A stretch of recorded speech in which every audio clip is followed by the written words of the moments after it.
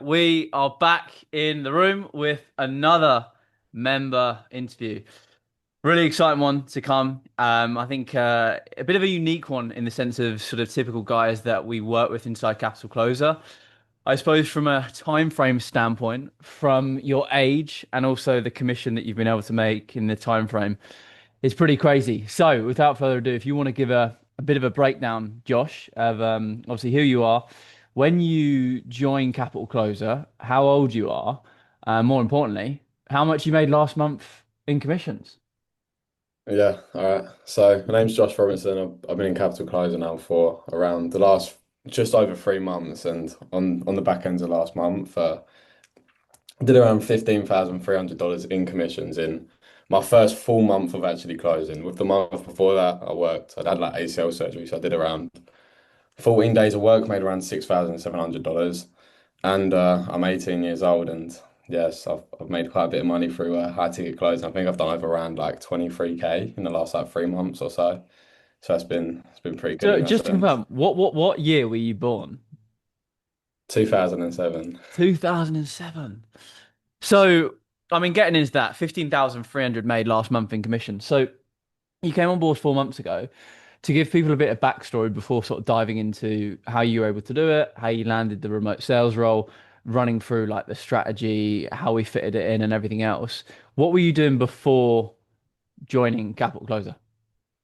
Before I joined Capital Closer, I was actually an appointment setter, so I already knew a bit about the online space. But before that, I was doing that for around 3 months, and well, I used to work on a building site. I did it for around 8 months, and like I didn't really last because it wasn't something I felt like I needed to do. So Yeah. I got into appointment setting, and then obviously my brother works with Connor, joined Capital Closer, and I've never really looked back since. And it's been a great journey of the sense. Like I'm well confident I'll be doing like well over 10, 15K a month consistently in the new year, which is like pretty insane to say for like an 18-year-old. I'm not 19 till For June, anyone, so for anyone. But yeah, I think even the yeah. fact that you're that age as well. So you had zero sales experience almost coming into it. You were a D, was it? You're basically an SDR for people that don't know. It's basically where you're sort of dialing the leads that are opting into a free training, qualifying them, seeing if they're a good fit, and then you put them into a closer's calendar. How long were you doing that for? To be honest, I really skipped the SDR phase. So I was more of just a DM setter. So Oh, you were I was just a just on. DM set. Oh, so yeah, you Yeah. didn't even have any like sort of like actual skills on the phone. It was more just DM straight into closing. Yeah, I think I did SDR for around like a week and a half, and then I thought I was trying to get into closing, like 10% commissions, take calls whenever I want, and then I'm like full in control of the sale. So I did around DM setting probably for around like 2.5, 3 months, and then I thought, wow, this is like I'm tired of this. I want to actually start taking calls and actually make good money off the search, and like obviously I have been with closing, so But I suppose that also at the same time, like, I think sometimes people have the perception that DM setting and closing, just because it's in the same industry, that it's the exact same. When in reality, if you actually think about the skills that you use DM setting versus closing, it actually is very, very different. You know, you can actually think about your responses in terms of DM setting. It's a bit more chill, it's a bit more relaxed. To now you're on a 45-minute warm inbound sales call and you need to take them for a full sales process completely. Like there's no like pausing or anything. You have to be on the ball and switched on. What almost gave you this sort of belief that you're like, yeah, I'm gonna get in straight into closing, even though I don't have a huge amount of sales experience, sort of thing. it was just one of those things at the end of the day. Like I saw your stuff for a while, I was always put off, but I just thought there's nothing difference between me and Jack. I knew Jack was quite young, and I know Finley starts is he's 18 as well, and I thought, well, if they can do it, like why can't I really do it? And I Mm. think from there, like just seeing them make like the 10, 15, 20K months, I just thought like I can do the exact same thing, and like I had closers on my offers when I was DM setting, and like Yeah. it wasn't the greatest. I thought like I need to become a good closer because then I'm full in control of myself. Like Mm. with DM setting, it was a good thing. It was like a good entry point. But if I look back here, I wish I didn't do it. And I wish I went straight into closing because Really? like yeah, because I was actually working hours from my like I was doing it on the side of my job, so I was probably DM setting from around 5 a.m. in the morning all the way to like 12 p.m. No, no, Yeah. no, no, like 12 a.m. in the morning, and but you're working on what around like 10-hour days and. Like you probably do like the most you'll do from that setting is probably like a DM set is probably around like 3 to 5K a month max in USD. That's not even pounds. Yeah. While with clothing, like you're in full control. control. If you don't close a deal, it's your fault because Yeah, anyone's closable. But with DM set, you're literally not in control. If you got a bad closer, you could do all this work and then you're not rewarded. So yeah, yeah. that's why I got into it. And Well, why I felt like I'd be good is because I feel like I'm decent at talking to people, and I knew like if someone else can do it, I can do it myself. yeah, I think that's the best frame to have always, and I think that's why, like, when you see people do these certain numbers, it's just the proof of concept of, hang on a second, you've been able to do it in this specific mentorship, this coaching style with these types of people in these conditions. If I'm in the exact same conditions, why can't I do the same? Obviously, I can. And also to add to that, I think it's right when you are DM setting, it's a bit similar to almost like a corporate sales role. Obviously, like when you're in like recruitment, tech sales, or software sales, like you're doing all the full sales cycle, the cold calling, the prospecting, all this hard work, putting the meetings in to be put in the hands of a managing director or another company's involved or another agency's involved. So like you're not your direct input, there's no correlation to the output. And I think that's the good thing with closing. So making the pivot from setting into closing, what was it like when you sort of first started to understand, well, I've seen guys close on these calls. Now you're understanding like the specifics in terms of the methodology, the strategy. Was there anything that you were a bit like, that's interesting, like getting to closing? But with closing, I think the main thing was interesting. You're actually helping someone make a change, like in the sense like they can actually change that from buying an online course. And Yeah, the only thing I got stuck with trying to do it on my own, like it was just hard to find someone good. And like with all your stuff, like you have like literally a step-by-step module of the such, literally going from you've got all the videos teaching you how to close, teaching you the best method, teaching you best frameworks, and it was just very easy from then. And like I just like the fact how you're actually speaking with someone, like you're like with DM saying, it gets pretty like you're just on your phone all day, but when you're on a call, you're meeting new people, you're helping people change their life essentially. Because I look at how much it's done for me buying an online course with Capital yeah. Closer, and then like with the way I like to frame my course, like if it's made this much change for myself, like it can do the exact same thing for them. So that was the most interesting thing I had of it, about just meeting new people and obviously speaking with someone instead of being stuck behind like a phone just texting people all day. Yeah, it's true. I don't think because people don't sometimes understand, like you're actually selling a transformation which can completely change someone's life, and that's when the element of conviction and confidence comes into transferring that energy when you're on these sales calls, rather than obviously, sometimes when, for example, you're in corporate sales, you're in tech sales, you're in software sales, you're doing these types of things, and you're just selling this product. Like, is it going to change someone's life? Probably not. But what we're selling with coaching, with products, with services, can completely change their whole life in the space of 6, 12 months, given they obviously apply themselves. So coming on board Capital Closer, what was the sort of first month to 3 months like? I mean, obviously you moved very, very quickly, and we'll get on to obviously the 10K per month record and everything in just a second. But what was the first month, second month in terms of mock calls, coaching calls, getting to grips with everything, landing your first role, sort of like? Yeah, so the first month, or as I said, our first probably like two to 3 weeks, it was all strictly on training on the side of things. So you have like a step-by-step module of how to go through closing, going through the frameworks, going through objection handling, going on how to land an offer. So my first four days or so was going through that.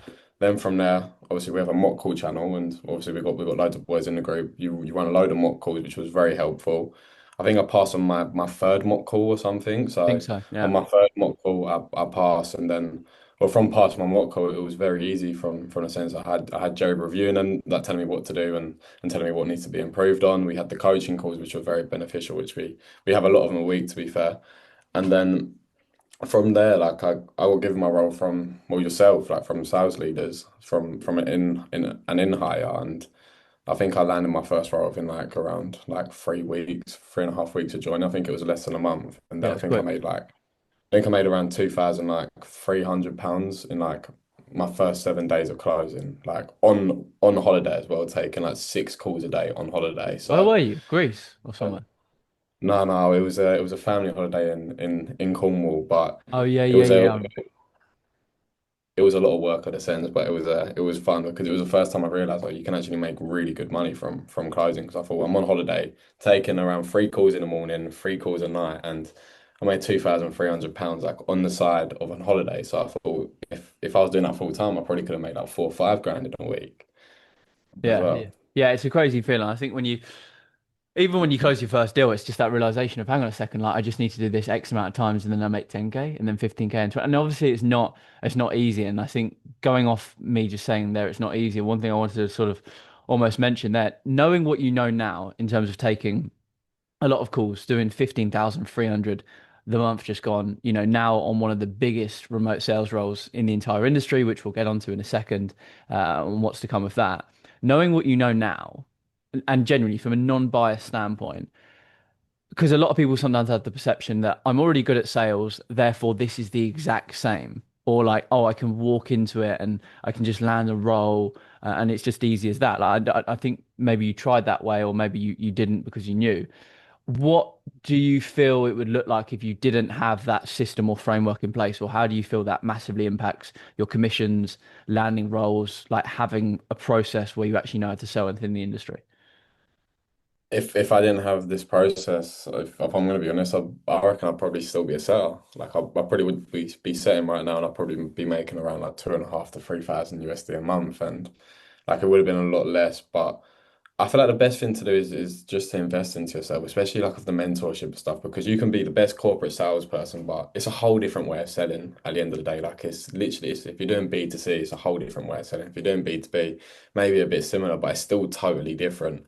Like if I didn't have this, I wouldn't have hit 15K last month. I probably won't be hitting 10K consistently in a new year, and I wouldn't have landed like one of the biggest offers inside like the whole of the online space of high ticket e-com. So I would be in a completely different position, but that's why like I'm obviously very grateful like with what you've done as a whole because it has actually changed like my whole perspective on making money and like what you can really do with all high ticket sales as a whole. Yeah, yeah, 100%. It's crazy. And I think as well, when you get to those levels of landing like the big sales roles where sales reps on the team that you're just going to be working on now, they're clearing 40, 50, 60, 70,000 per month in Yeah. commissions.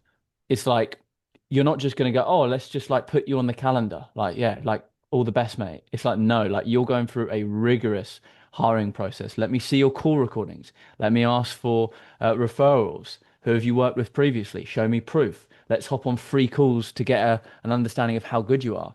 And like, there's so many things. And if they go, you're not good enough, you don't know the process, you can't objection handle properly, why on earth are they going to put you on a calendar where they're spending all of this money and you're just going to burn leads, right? So touching on the month that you had last month, the 15,300, how did that come about?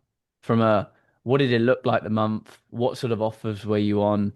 And like what was yeah, I mean, because you hit 10K in how long since our first call? I think I hit 10K in like I know I was the quickest 10K. I think it might have been like 60. 65, 90 days or something, or 92 92, I want days. to say.